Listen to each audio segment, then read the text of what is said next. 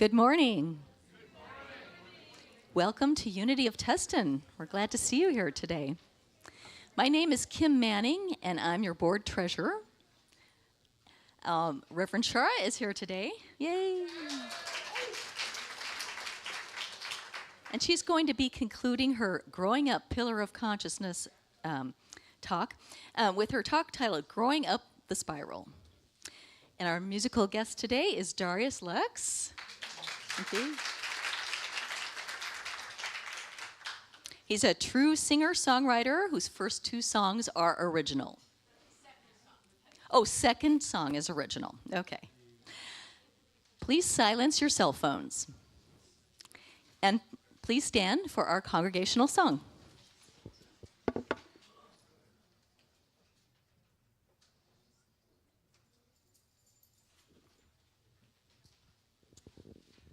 Good morning. Okay, we know this one by now.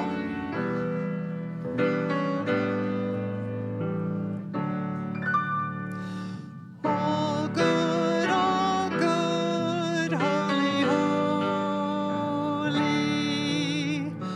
All good, holy, holy. All in my mind, in my heart, in my soul. Let me know all is good, holy, holy.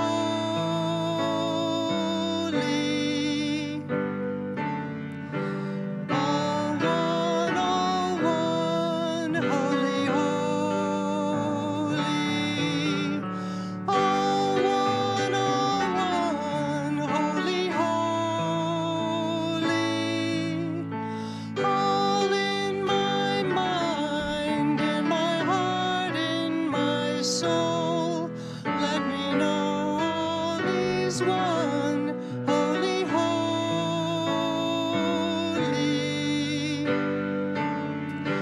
All love, holy, holy. All love, holy, holy. All in my mind, in my heart, in my soul. Let me know all is love, holy, holy.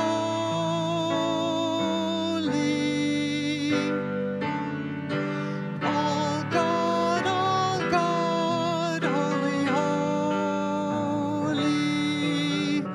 All God, holy, holy. All in my mind, in my heart, in my soul. Let me know all is God, holy, holy.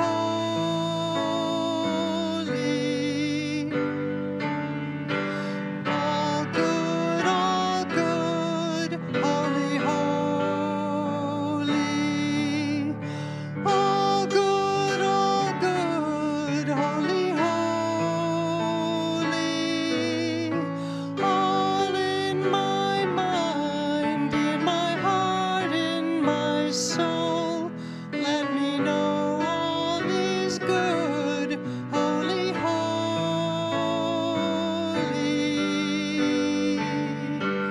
All in my mind, in my heart, in my soul. Let me know all is good, holy,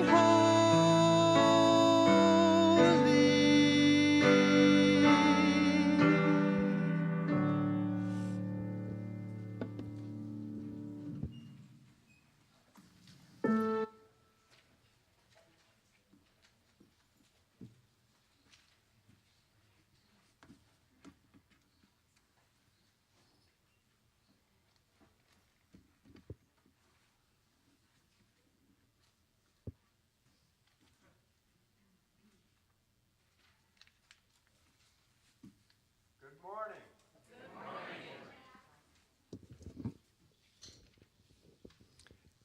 My name is Jack.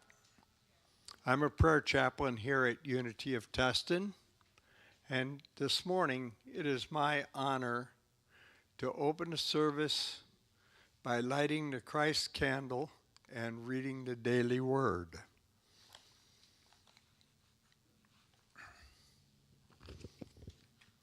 The Christ candle is a symbol of that Christ light which is in each and every one of us, guiding us, guarding us, protecting us, shining through us to bless the entire world.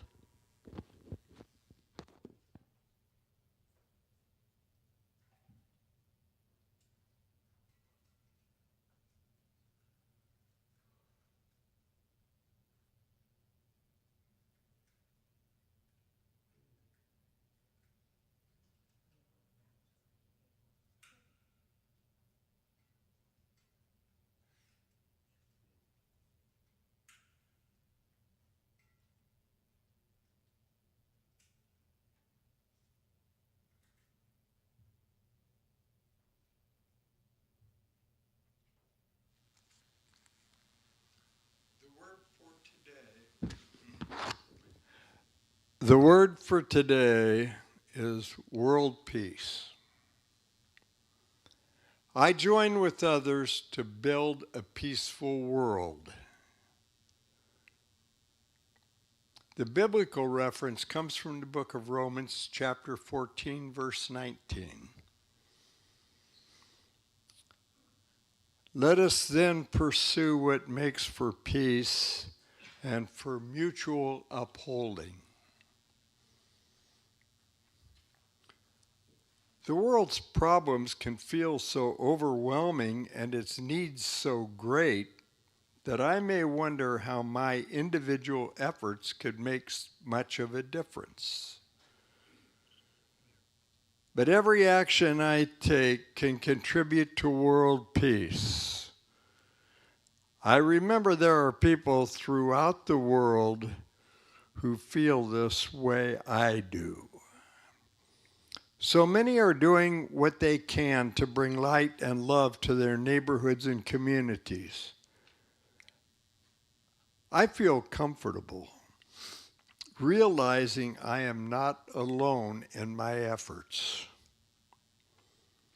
Peace begins with each person and inspires others as it spreads, uniting all the world's people to live and thrive in harmony and cooperation. We are meant to live in peace. I hold that vision and offer compassionate service as a way to make my dream for world peace a reality for all of us. I will repeat the affirmation twice. The second time, I invite all of you to join me in this glorious affirmation. I join with others to build a peaceful world. I join with others to build a peaceful world.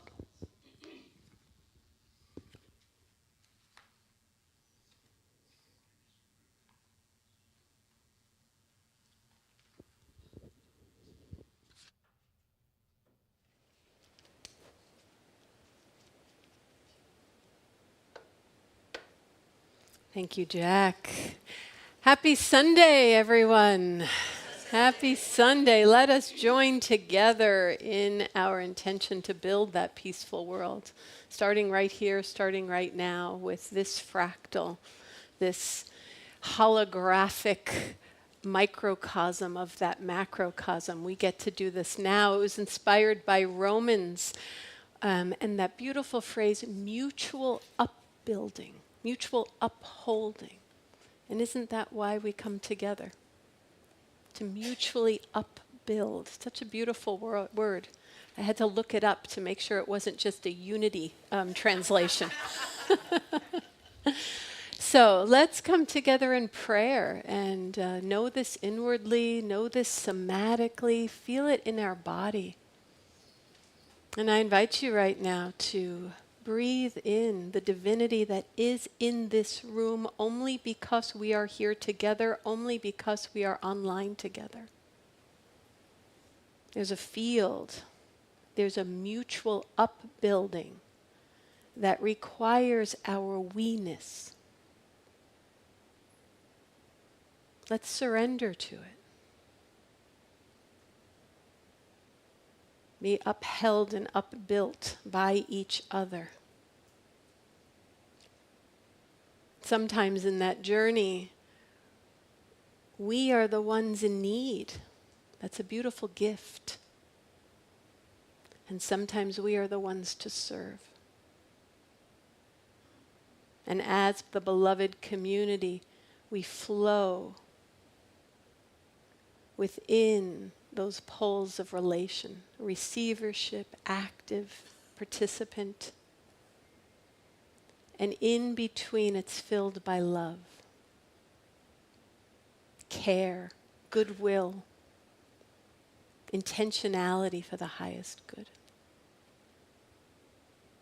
And we celebrate that, and we anchor that, and we embody that, and we live that, and we are thankful for that. So with such great gratitude for the beautiful gift of being together as the beloved community, mutually upbuilding each other, we say thank you, thank you, thank you, God. Amen. And let the games begin. We're going to start with a transformational story from our very own Kirk Reeve.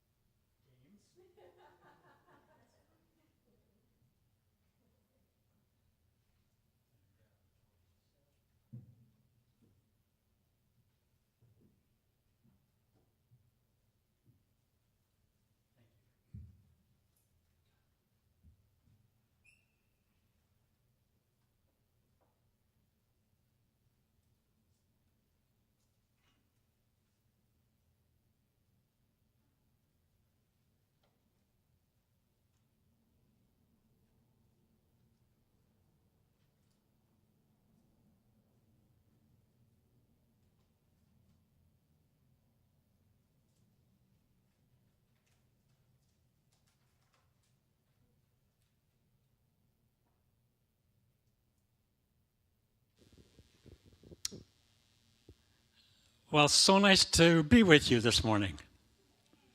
In fact, it's always nice to be with you. I thought of turning to artificial intelligence to get my speech ready, but you're going to have to hear the real thing. And this is part of my transformational history that I'm going to share with you today. And it's really the route I took and the experiences that I had in finding this church. This part of my journey actually began in 1980. I was in my mid-40s. Oh, how nice. Had a good job as an administrator with the school district in Whittier. My wife and I and our 2 children lived comfortably in La Habra. My church experience had been congregational and Lutheran, but with a wide gap between. And at that particular time, the 4 of us were attending Emmanuel Lutheran Church in Brea.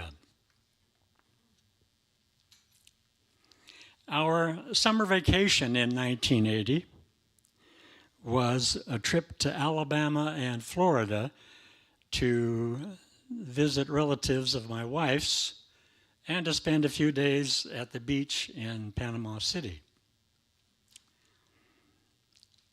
We ended the trip with a 2-day stay in St. Petersburg with Paul and Connie, my wife's uncle and aunt. Paul was a retired Air Force pilot. Connie was an author of Harlequin romance novels. And their retirement cottage was right on the large bay there in St. Petersburg, with their beautiful sailboat tied up at the end of their backyard. Pretty nice. And during those 2 days, Paul and I sat in the cozy living room of their cottage, looking out at the boat and the bay, while the women and kids went sightseeing and shopping. 2 days of conversation with each other. Now, I had met Paul before, but I didn't know him really well, and this was an opportunity to take care of that. And since we both had been military officers, it seemed like our military experiences would be a good way to start the conversation. And so that's what we did. And toward the end of that exchange, Paul said to me, I had an unusual experience in Spain that you might like to hear about. Sure. And he then shared with me that he had landed his KC-135 refueling tanker at a military airport in the countryside of Spain and hired a limo driver to take him and his crew into a nearby city for some relaxation. And as they were driving along, he had a déjà vu experience. It seemed that the area around him was quite familiar. And as they got closer and closer to the city, that sense became stronger and stronger.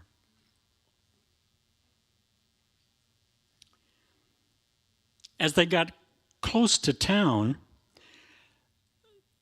the sensation grew so strong that he startled himself and his crew members by speaking fluent Spanish, a language that heretofore he had never spoken in his life.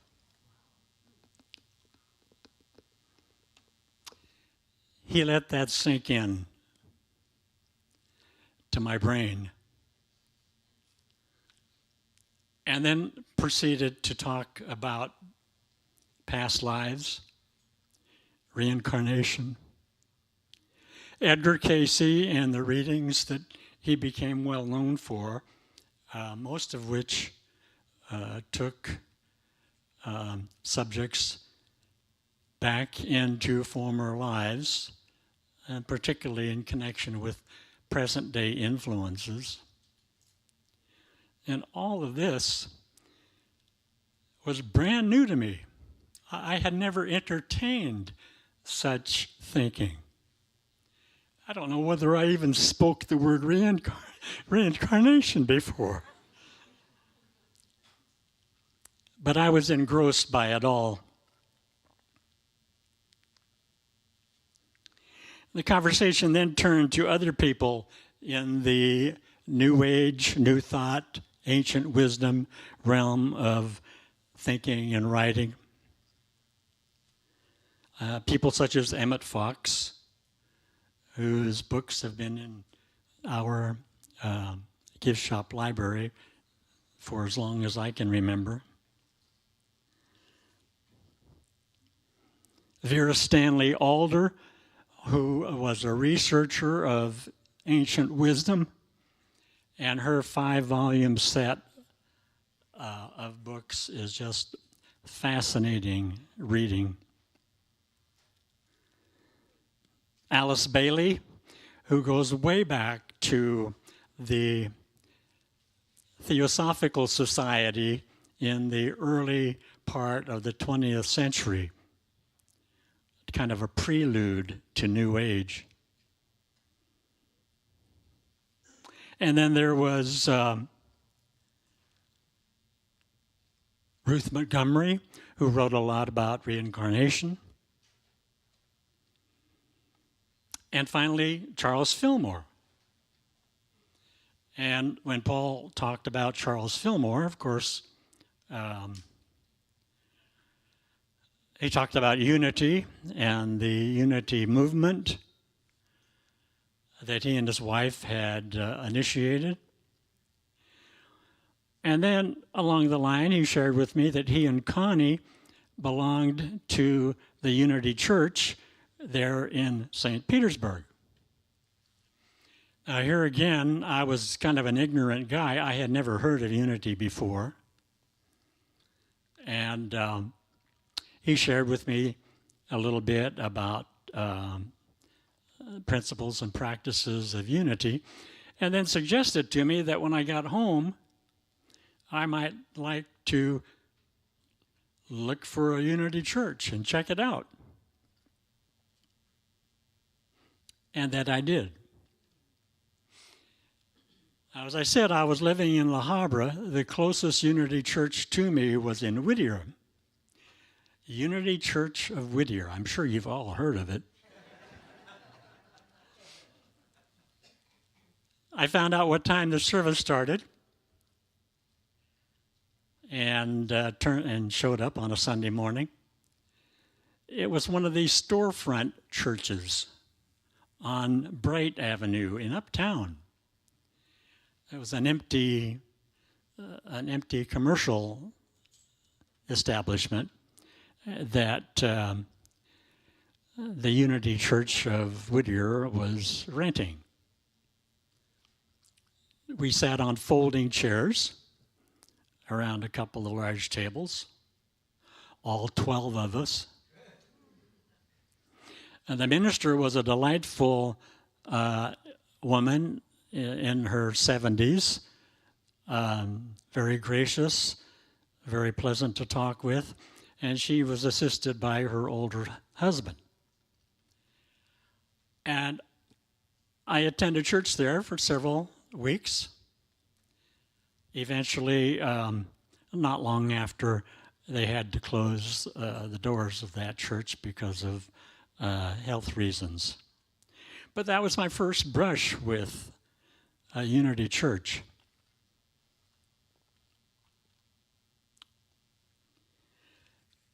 I did find the Unity Church in Anaheim, and I attended that a couple of times. And I also found the Church of Religious Science in Uptown Whittier. And the minister at that time of that church was a delightful fellow that I really enjoyed listening to. So I started going to the Church of Religious Science and convinced my wife to join me a few times. And we probably attended that church for a couple of years before the minister, Don McCart, who was really an actor and a comedian at heart, decided to open up a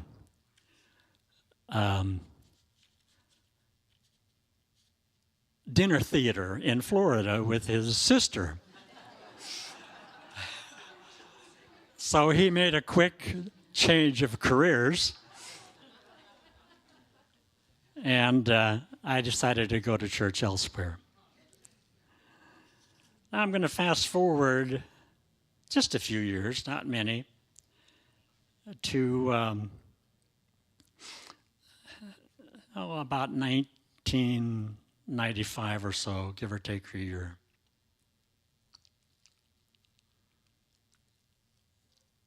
The day before Christmas. For some reason, don't ask me why, but for some reason I had the urge to attend a Christmas Eve family service. I hadn't been to one for a long, long time. And I wanted it to be in a Unity Church. A tall order, it seemed. So I went to the Yellow Pages. 2 Unity churches were listed. One was the Anaheim church.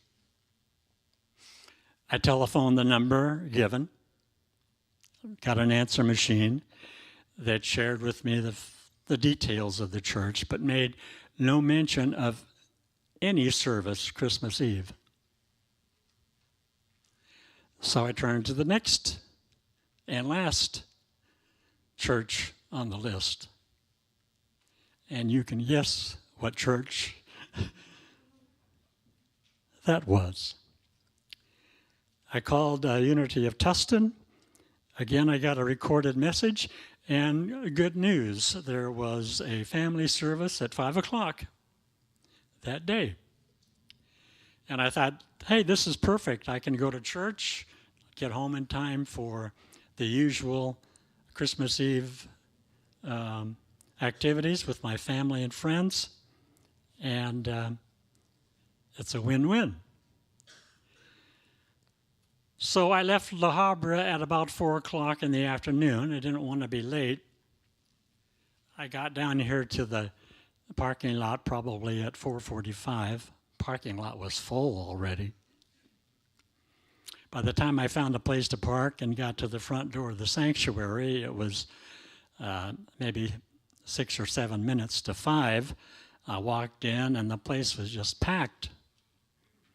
I did find a seat in back and sat down just in time to hear the initial music starting the service. Carol Roman on piano, Richard Jennings,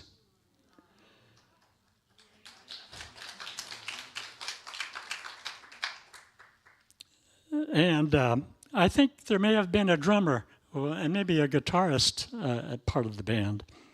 But anyway, the music was delightful, and soon the choir sang, another plus.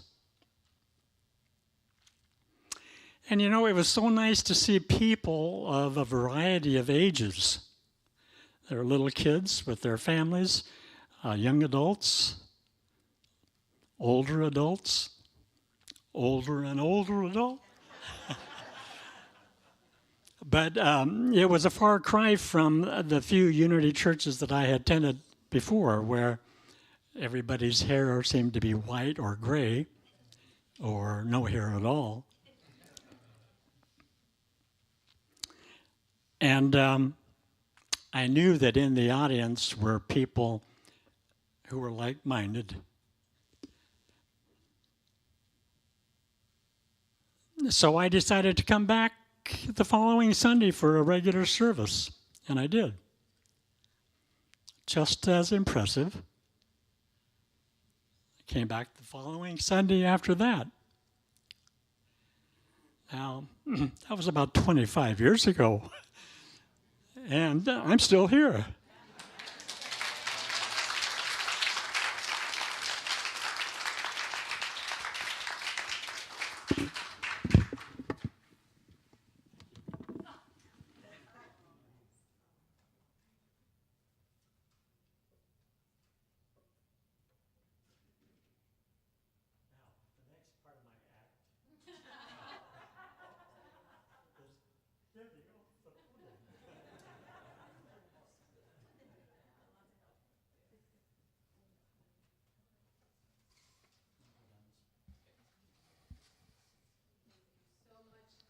And we are so blessed that you are still here.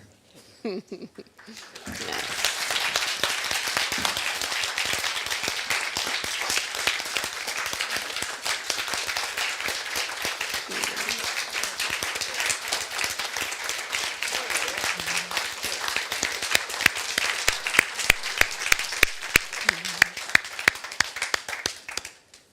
It's a beautiful transformational story. You know, we never know how we make that difference. But just by your brother-in-law heartfelt sharing with you on that Florida weekend changed the whole course of your life. And we are now mutually upbuilding with you. Yeah, Beautiful. Thank you. Thank you. Oh, let's just breathe in the magic and the divine order and the divine unfolding and the mystery of our lives. What we don't know, and how we are surprised by new chapters. And let's bring that into meditation, which we will begin with a beautiful song by Darius Lux.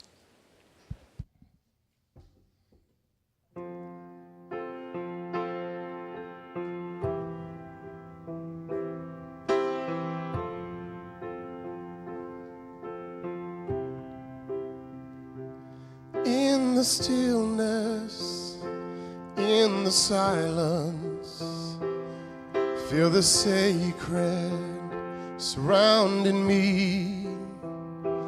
I surrender to this moment. I open up and I find peace in the stillness, in the silence. Feel the love inside of me. I surrender to this moment. I open up and I find peace. Let my soul speak with each heartbeat, with every breath I take.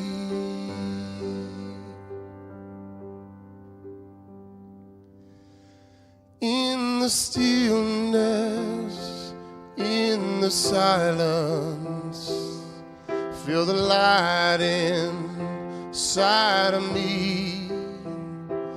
I surrender to this moment. I open up and I find peace.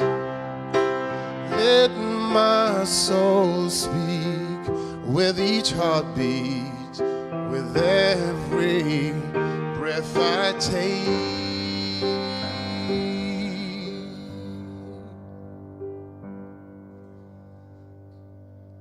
In the stillness, in the silence, feel the Spirit surrounding me.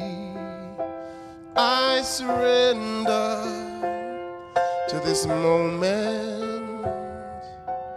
I open up and I find peace.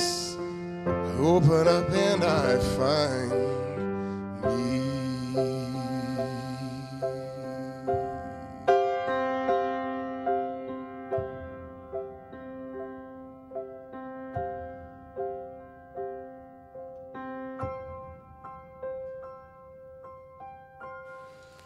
I invite everyone to fall into that stillness. And as the lights dim, I invite you to allow your mind to fall into your heart and feel your body vibrate with the living love, supported by our connectivity, by our oneness, by our mutual upbuilding, by our love. And in this space, I will read some words from Teilhard de Chardin, prose poem titled Patient Trust. Patient trust. Ah, sweet family, above all, trust in the slow work of God. We are quite naturally impatient in everything to reach the end without delay. We should like to skip the intermediate stages. We are impatient of being on the way to something unknown, something new.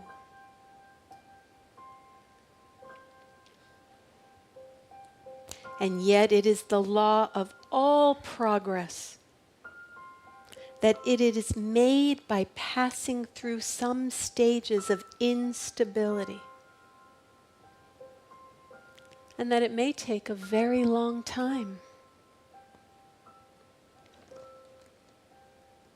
And so I think it is with you. Your ideas mature gradually. Let them grow. Let them shape themselves without undue haste.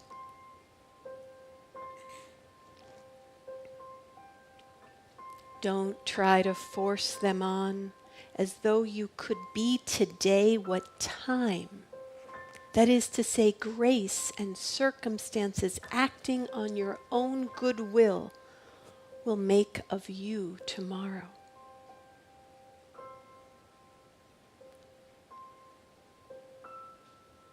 Only God could say what this new spirit gradually forming within you will be.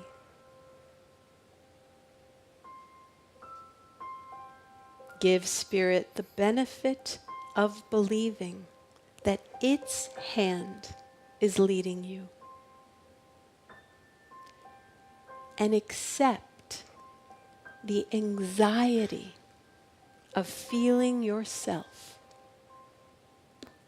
in suspense and incomplete.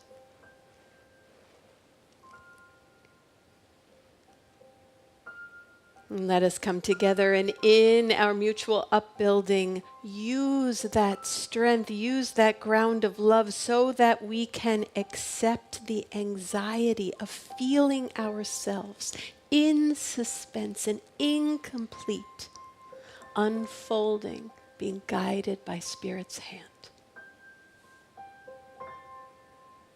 And let us experience this in that stillness, in the silence.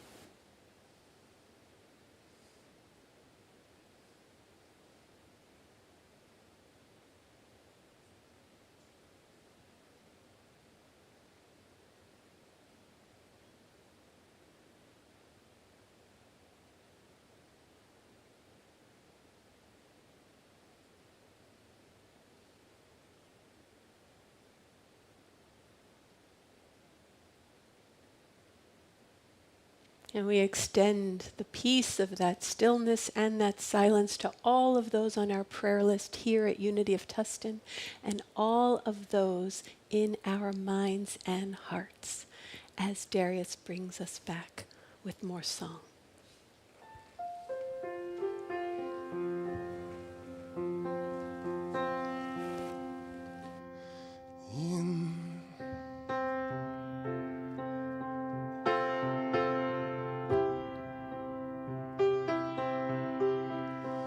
In the stillness, in the silence, feel the Spirit surrounding me. I surrender to this moment. I open up and I find peace. I open up and I find me.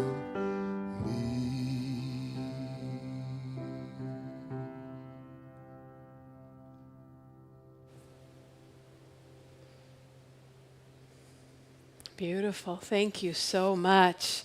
Now let's continue that with an original song from Darius that will lead us very nicely into our talk for today.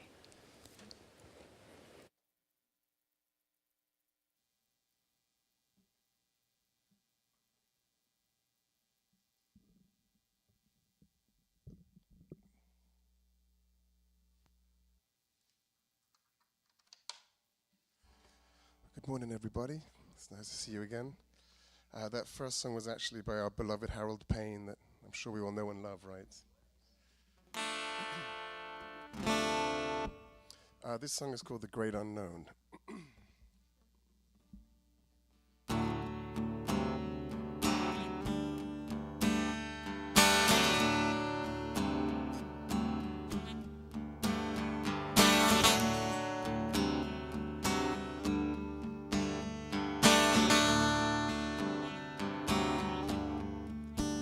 Take these fears, I don't need them. I've already served them well. And take this foresight and this wisdom. Nothing to teach me now.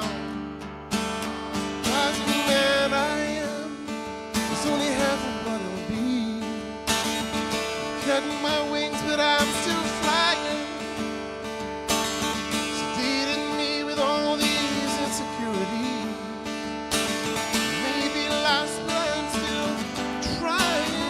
Stepping into the great unknown. My only road is a path I know. Embrace a world that I've never known. And I'm finally free, yes. And if I change my emotions, ways that I think and feel, and I can change my ambitions. All that I thought was real, and the man I am will be twice of what he's now. Cut my wings, but I'm still flying. More I'll have for every piece that is denied. Maybe lost, but I'm not dying, not dying. Stepping into the great unknown. My only road is a path I know. Embrace a world that I've never known. I'm finally free. I'm stepping into the great unknown. My only road is a path I know. Embrace a world I've never known, and I'm finally free.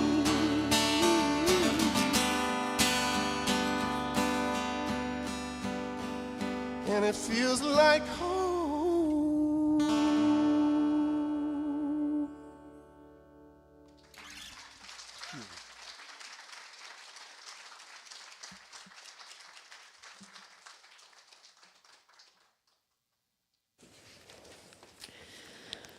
Oh, wonderful, wonderful segue, because that's what we're doing. We are growing up into the great unknown. We don't know what those other staircases are, what other those steps are. We're growing up into that unknown. You know, it's very likely that next step is going to be some human cyborg with some AI deep learning chip implanted into our brain that we somaticize and make our reality. It turns out for me that next step might be, what is it, Kirk, a dinner theater? But if we use principle and we use each other, as Darius sang, hopefully that becomes home. That movement into the unknown becomes home. That's what we're looking for. To get comfortable with change because it's part of life and it's happening faster and faster and faster. So we are going to continue with our growing up pillar of transformation, and we will end with it today. And this is the spiral dynamics slide we've been using. I'll give a very brief overview, but if it's a little hard to follow, just watch last week's talk. And but we're talking about the movement of consciousness as we're able to identify it and map it through time.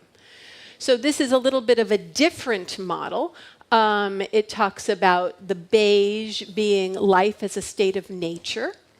And in each, it's sensible then to act like our sentient kind of animalistic nature. Then last week we started with purple, where it's about mysterious and frightening kind of animation. And in that world, it's sensible to placate spirits and join together for safety. So last week we talked about the evolutionary tensions that get from what stage to another and how that manifests in Christianity. This little synopsis, it's how our consciousness makes sense for the life conditions in which we find ourselves, and how changing life conditions help grow us up to different levels of consciousness. They tend to go from individual to individual and collective, and they tend to go more from individual ego to tribal community, to our neighborhood, to our country, to our world, to our cosmos. So we're growing out in our capacity to know our oneness experientially.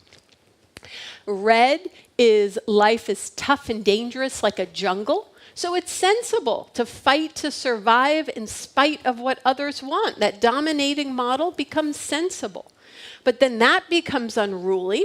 So blue, life is directed by a higher power. That power and control becomes divinized, and then it's sensible to obey higher authority and be faithful to the truth.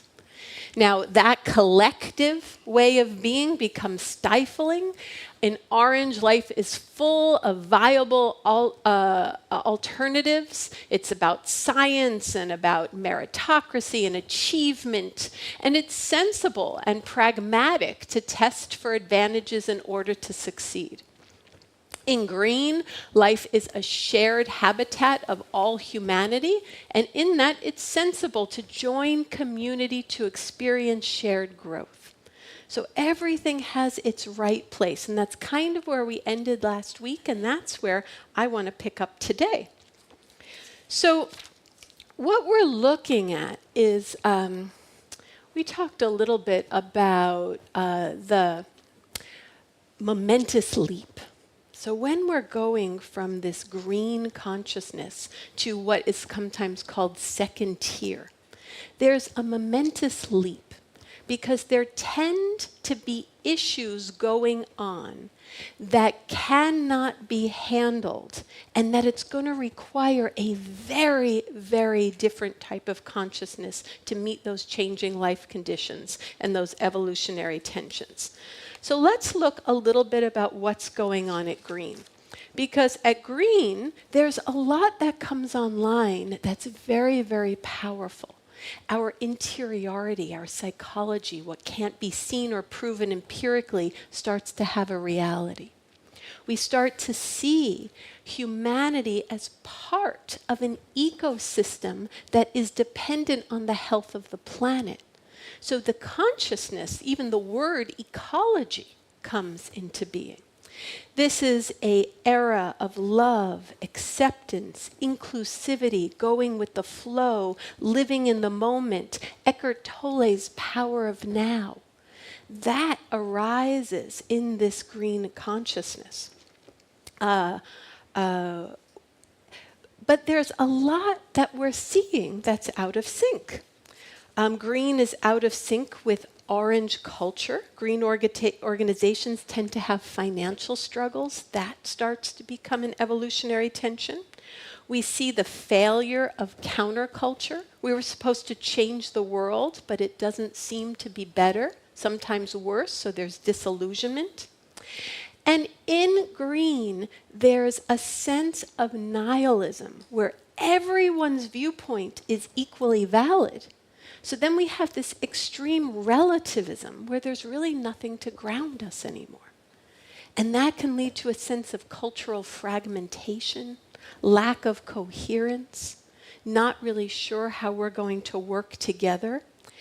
And it can also lead to a narcissism. If your point of view is the same as my point of view is the same as your point of view, then why should we listen to each other at all? And a capacity of wisdom is being influenced by each other, by having the relational space with us matter and communicate humanity through ourselves. There's also life conditions emerging that cannot be handled in our fragmented and increasingly polarized world. Climate change. Climate change is going to have to be a human endeavor. One of the reasons businesses don't want to really get on the bandwagon of climate change, why? What purpose does it do if we do our part, but this country doesn't? And that country will say, but our individuals use 10 times less energy than your individuals. We just have more of them. And there's this lack of cooperation. So we're going to need this next level cooperation. Informational war, nuclear war. Our technology has surpassed our moral, cultural evolution. This is a big problem. How are we going to deal with this life condition? AI. You know, we are creating intelligence that both puts white-collar jobs largely out of business, so there's going to be this big evolutionary tension, and that learns based on our collective intelligence, which has in it all sorts of biases and problems. I watched this show, this John Oliver show, it's fascinating. An AI program to select the best resumes that self-teaches itself through access to human consciousness and human information decided, because then it learns and we don't know the algorithms it's learning and then using. What was discerned, one of the algorithms is that you were going to be a better candidate for a job if your first name was Jared and you played lacrosse in high school. It also found that moles were more likely to be malignant if they had a ruler next to them. Because it was culling all of the images of malignant moles with rulers. So, you know, how are we going to handle these types of complex, wicked problems? Well, we're going to need some sort of momentous leap, right?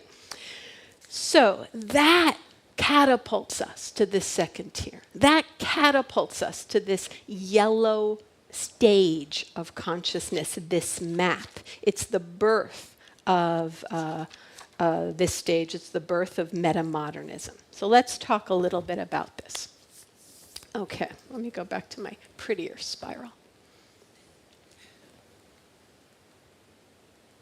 This is just a graphic.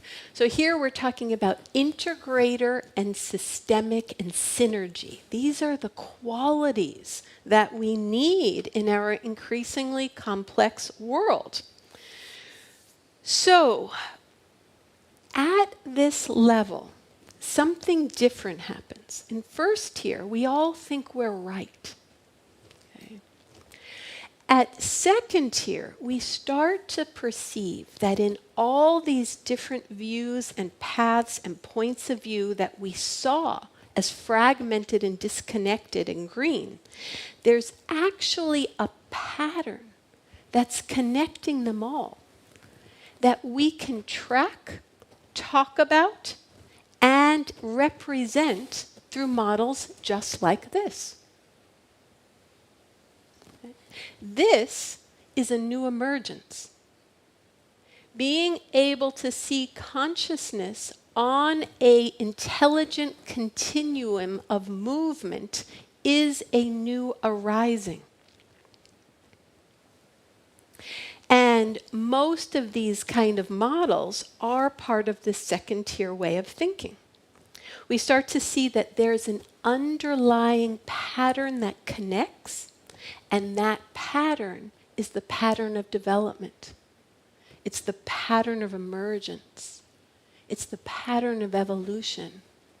It's the pattern of divine order. The pattern of divine order. And the different views we now can see are valid for the person holding them according to their worldview. the world views make sense. If you see the world this way, it makes sense you're going to act this way. And that brings in some understanding, some perspective. We are able to become a witness to our own culture. And when we can witness something, we can bring in compassion. Just like when we witness ourselves, we bring in compassion. There's an expansiveness to that view. So development becomes a pattern that connects these fragments so that now we can start to see the world as an evolving cosmos. And our evolution is a reflection of God in evolution. This can kind of change our way of knowing God.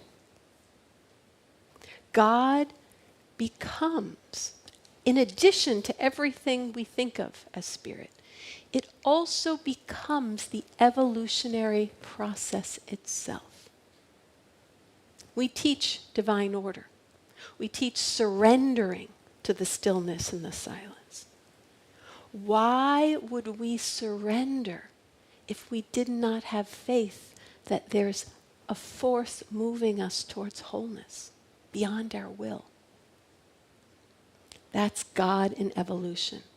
Ilia Delio has this beautiful book, Christ in Evolution, and Charles Fillmore's last work, our co-founder, was Jesus' soul evolution.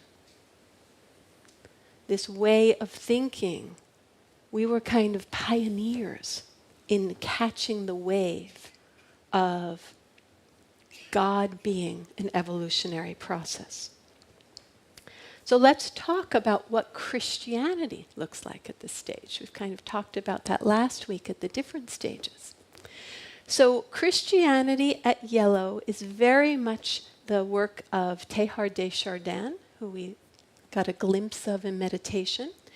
And he was a Jesuit paleontologist. So of course he was one of the pioneers of this type of thinking. He studied the evolution of the earth through the fossil record, saw how life complexified over time based on fossils, and had a deep spirituality. So also saw that through the movement of consciousness. He talked about God being the creator of the world, and also the ground of being, and also the impulse of energy within all of creation that drives the evolution of the cosmos. That God is an evolutionary process, and that even this spiral is a manifestation of God from this point of view. Now, in our teachings, we do something very similar. We say that Jesus is the perfect man, what Teilhard would call the omega point. Jesus is the perfect man, yet also in evolution. And that's what Charles Fillmore wanted for us. Charles and Myrtle Fillmore, our co-founders. They wanted us to learn the secrets of Jesus so we could evolve in Christ just as Jesus demonstrated. So in this viewpoint, we can see we live in a world of entropy. We live in a world of decay. But in that world of decay, we have matter turning into life, turning into turning into mammals, turning into humans with consciousness, humans with God consciousness. What allows order to come forward in a world of entropy and decay? The holy, God, Spirit. This is something we can fall into and trust. This is a new way of seeing the world. And a lot of our spiritual practice is to de-identify with the world of decay, what our co-founders would call sense consciousness, and connect to that evolutionary, wise, intelligent impulse of love that brings us forward, which is God consciousness, which is the evolutionary consciousness. So how's this landing? Yeah. I got an amen from Jesse. So. And what are some of the implications of this? You know, we see that sin becomes a failure to evolve. Jesus says, do not cling. So sin is clinging. And we need each other to let go and let God. That's too hard to do all on our own. We see the Bible as the story of human evolution that can also be interpreted metaphysically, as we do in our tradition. And you know, we have in our unity movement, Pat Venema just published a book showing how the Bible is the Bible representing the evolution of human consciousness through time, based on the work of Unity minister E.J. Niles. So this is all part of our movement. This way of seeing is part of our movement. Unity Worldwide Ministries encourages us to focus on evolutionary thinking and integral ministry. So we're not doing this alone. It's what does unity look like in 2023? Especially with change happening so quickly, it's going to look very different than 1923. So how do we evolve but stay coherent? And what I do is I keep staying connected to Unity Worldwide Ministries and their work and what they're teaching. So I am guided in coherence with the intelligence of our movement. Another thing that kind of comes from this is that in life and love, this level manifests as rather than judging each other, we give people space to be on their own evolutionary journey. And righteousness is replaced more and more with compassion, right action, letting go of our outrage of how uninformed other people can be. And moving forward in what we are for. Making that energy go up that ladder guided by the hand of God. Go up that staircase, guided by the hand of God. That's what we're looking at. So I can tell you, as a very righteous person, I have a doctorate in righteousness, I think. And I'm an Enneagram 1, so any of you who knows Enneagrams, I have the divine excuse. I was made that way. Okay? But I was made that way to transcend it, right? We're made this way so we can see our limitations. And of course, we have inner spiritual work. We have outer spiritual work. We have service. We have stepping forward in leadership. All of these things transform us. This is very conceptual, but it has transformed me. Just seeing myself and the world and culture in terms of an evolutionary process that is one and the same with the process of God has allowed me to become much less judgmental. And I truly react much less. In fact, I even, to use Byron Katie's words, which we're going to be studying, I look forward to being with a group of like-minded people who are going on their political rants. Because then I can be like, where's the opportunity to shift? And I can't make it happen. I got to wait. So I was at a party last week. And it went like wildfire. And I'm like, okay, I can't force this. Is there an opportunity? And someone talked about their Catholic roots. I'm like, do you know Richard Rohr? And he's like, oh, yes. And he started talking about Richard Rohr. And then he started talking about except what he didn't like about Richard Rohr. And then I said, well, you know, one of the teachings I got from Richard Rohr is he really tells us that the best criticism of the bad is the practice of the better. And that it's really important to know what we're for. And I think we were talking as a group, and I'm like, and quite honestly, I'm not good at that. I don't know how to do that very well. And it shifted the conversation, and people started talking about what they were for. And I was like, good job. Good job. That's nice. You listened for the, and I learned stuff. People were doing some beautiful things. So, there's a way to move with this with a little bit more grace, with a little bit more compassion and hope. It's a very hopeful model. Very hopeful. Okay, so I'm going to finish up by just talking about the final stage that we really kind of know of, and that's turquoise. That's our global vision. That's the beloved community made manifest. Now, personally, I find talking about second tier and being a second tier person very pretentious. So these are simply aspirations. We're not living in a world that has the life conditions for us to show up fully in this way, but it does give us a hint of maybe where God is going, and maybe where God is going with us, as us. So one of the evolutionary tensions, why do we move forward? That was last week's talk. One of the evolutionary tensions with yellow and its maps and its developmental models is that it's very conceptual. It's very abstract. It's very heady, and it's very individualistic. And let me just give some props to one of my spiral dynamics teachers, Jim Lockard. He works with New Thought communities. Also, Paul Smith, who wrote Integral Christianity. And Nish Dubashaya took a lot of that work and packaged it into this form. And he's brilliant if you want to listen to him online.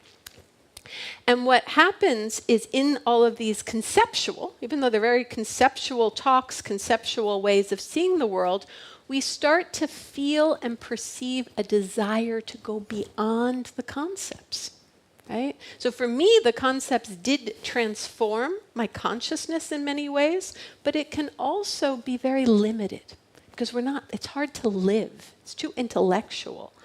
And the desire comes to reconnect with one's body, reconnect with one's emotion, reconnect with community, to put feet on it, to embody it with our fifth unity principle, and to create the reality that we're talking about as in yellow, to create it as a reality, to create it as a beloved community, to create it as a lived experience, a microcosm of hope that can inform the macrocosm as the macrocosm in evolution informs us.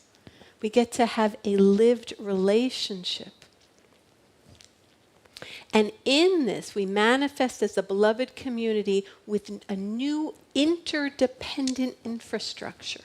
What we're doing here, where we're all owners and participants of the communities we serve, where we all receive, we all give, where there is this dynamic flow of love embodied individually and as the we in which we come together. And in turquoise, it's very collective. We're going beyond the individual. The yellow, green was very community, yellow, conceptual, individual people spouting out all these maps, turquoise coming together as a living organism. And the hope in that, as we get more and more cosmic, the hope is that we start to know ourselves as one living organism. All of creation is a living organism. And senses will come online that will allow us to feel the suffering of someone on the other side of the world just as much as we would if we see it happen in front of our own eyes. I was listening to a podcast on AI and how many billions of dollars are being spent on AI development. And the person was mourning. And the reason she was mourning is because what those resources were not being put into And her vision was, what if we put those resources in creating, because we have the technology to do this, creating sensors and deeply complex infrastructure systems all over the world so we can find out who's hungry and where there's extra food and how to get it there as quickly as possible. When we start to develop the consciousness of turquoise, that will be our collective way of seeing. How do we serve all of creation? How do we serve all of humanity? And I believe, I know, that is where God is taking us. It's not easy, because when we change, if we are not changeable, we cling. And there is a transition that deserves a lot of compassion in us and in our collective. But we are going somewhere, and we are going somewhere good. We are moving towards wholeness. We are growing up.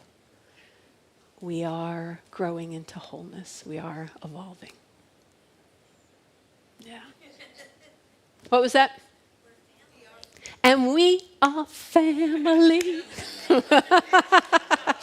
I got all my sisters with me. Okay.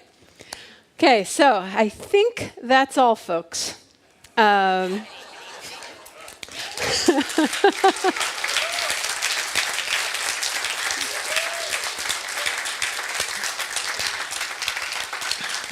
could talk a little bit more about what Christianity is going to look like in turquoise, but I would just be parroting other people and making it up. So let's get there together. How's that? Okay.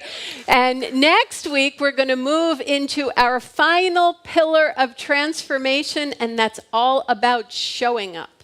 So be sure to show up next Sunday. And let's continue to show up for each other in love. God bless you all. Come on, Jack.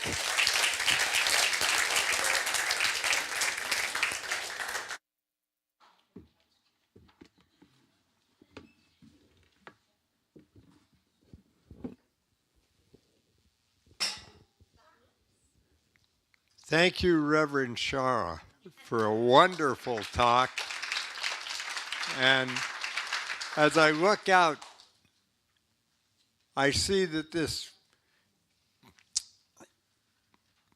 this building, this sanctuary, is really beginning to fill up. Maybe sometime in the next couple of years, we may have to go back to 2 services. Now's the time of welcoming people who are here for the first time. So if you're here for the first time and you're willing to raise your hands, the ushers will come forward with a flower and an information packet for you. Anybody here for the first time?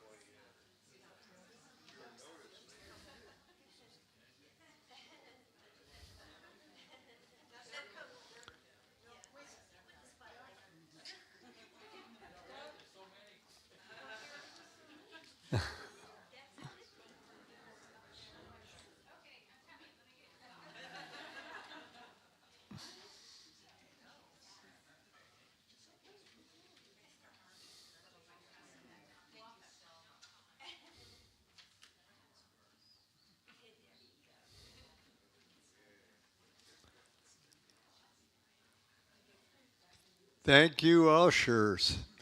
And thank you, first-timers. There's always a first time for everything. And it is my hope that this will not be the last time. We welcome you with open arms and look forward to seeing you here in the future. Now is the time for sharing of our gifts. We have many giving options. You can visit the kiosk at the front doors, online, www.unity.tustin. Oh, okay, good. Thank you. You can text, you can phone, you can go to our website, and you can always check Unity of Tustin at this address. So, having said that, it is my pleasure to turn this whole meeting back over to Shara. Thank you, Shara. Thank you, Jack. Thank you. And what's most important is that however you give with love. And a saying that's making, it's really influencing me more and more is that that idea of planting trees in whose shade we'll never sit. So our giving makes all of this possible, and it enriches our lives in the here and now. But I know that there is an evolutionary future of more love and more wholeness, and we're also giving to that. We're also giving in the hope of that, in the faith of that, in the knowing that we are part of learning how to evolve consciously with God. So with that hope and with that faith and with that love, let us affirm our love offering affirmation together.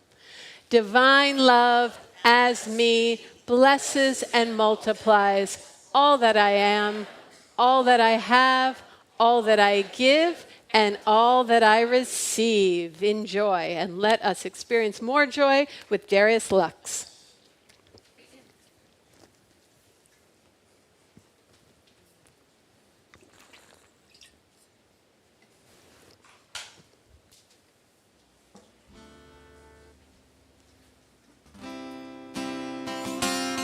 Thank you, Reverend Shara.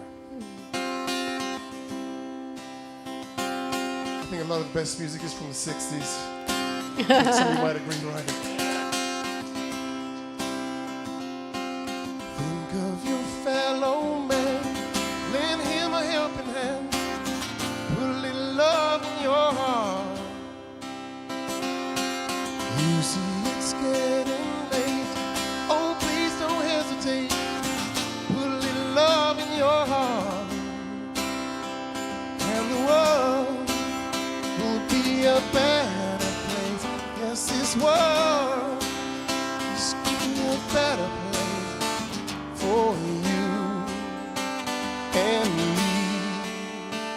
You just wait and you'll see.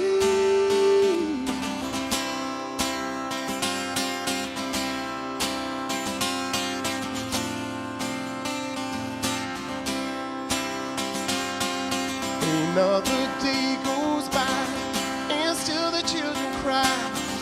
Put a little love in your heart. You want the world to know we won't let hatred grow. Put a little love in your heart, and the world will be a better place. Yes, this world is gonna be a better place for you and me. You just wait and you'll see. Put a little love in your heart. Put a little love in your heart. Put a little love in your heart for you and me.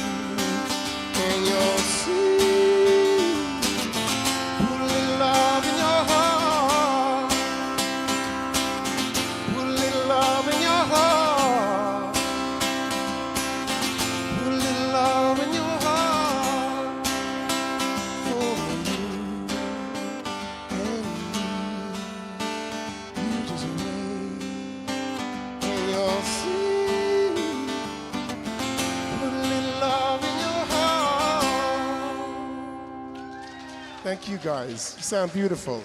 Appreciate it.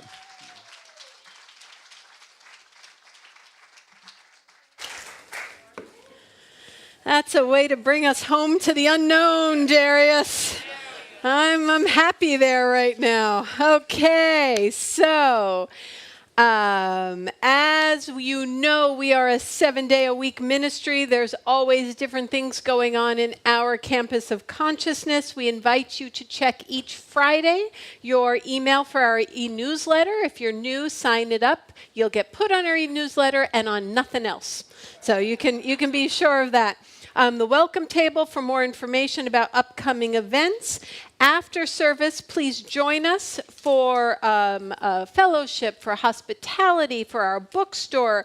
We have Reiki healing practitioners, if you want a lovely energy healing, wearing green ribbons, and our prayer chaplains who are wearing the white ribbons will pray with you and will hold your prayers in the highest confidence. They will be in the entrance of the meditation garden.